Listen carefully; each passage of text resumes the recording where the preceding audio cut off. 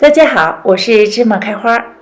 孩子们上学中午带饭是个大事儿，今天给大家推荐一种简单又健康的火腿鸡蛋卷，希望你家孩子会喜欢。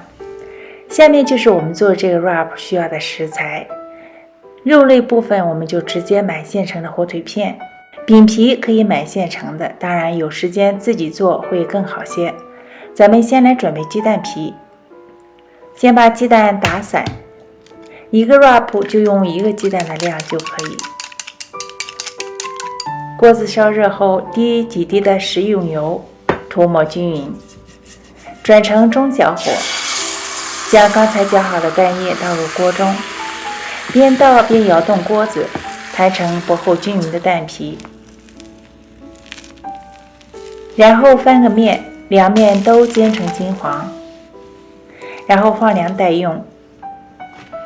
胡萝卜切成细丝，或者是用削皮刀削成长条。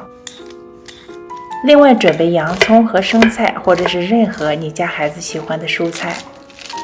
生菜记着洗净后要晾干或者是擦干。火腿片可以用火鸡片或者牛肉片代替，孩子喜欢吃什么就放什么。我一般会用厨房纸把肉片包住了，吸走水分，这样卷到饼里就不会湿哒哒的。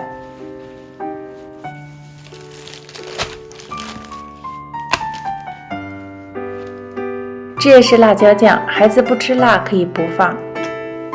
准备好的蔬菜、肉、酱汁还有奶酪都铺到饼皮上，没有先后的顺序，多少也按孩子的喜好。只是注意一点，酱料最好放到其他干料的中间，不要直接接触饼皮，以防把饼皮打湿，影响口感。然后就从饼皮的一端开始卷起，尽量卷得紧致一些，一边卷一边将饼皮的两端向里面折，这样两端的菜就不会掉出来。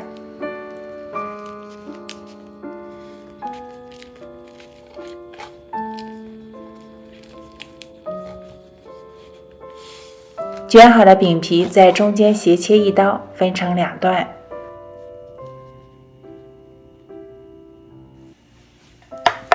放到午饭盒子里，再搭配一些水果，这样一顿丰盛营养的午餐就准备好了。